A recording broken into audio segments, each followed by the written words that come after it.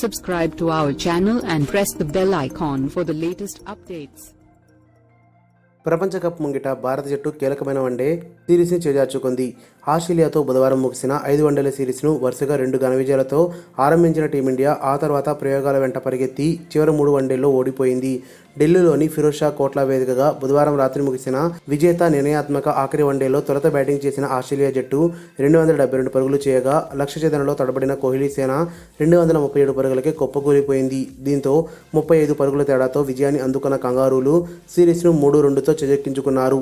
చివరి 2 వన్డేల్లోనూ wicket keeper Mahendra Singh ధోనీకి రెస్ట్ ఇవ్వడం భారత్ని దారుణంగా దెబ్బతీసింది.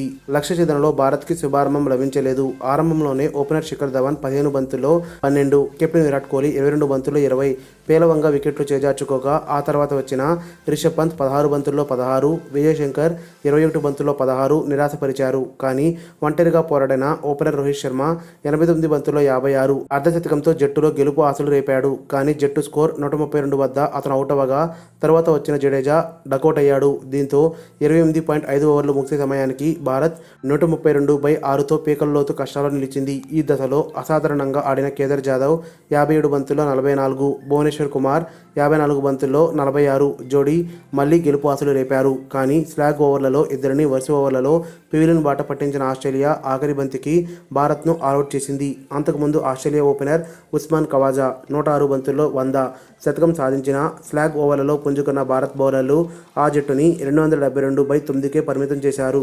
టీమిండియా బౌలర్లలో భువనేశ్వర్ కుమార్ 3/48, జడేజా 2/45, మహమ్మద్ షమి 2/57 సత్తా చాటగా జస్ప్రీత్ బుమ్రా పొదుపు బౌలింగ్తో ఆకట్టుకున్నాడు. ఆ జట్టులో కవాదాతో పాటు హ్యాండ్స్కామ్ 60 బంతుల 52 అర్ధశతకంతో సత్తా చాటగా గత వన్డేలో ఒంటి చేత్తో ఆ జట్టుని గెలిపించిన టర్నర్ 20 బంతుల 20 ఈ రోజు తక్కువ స్కోర్కి అవుట్ అయ్యాడు.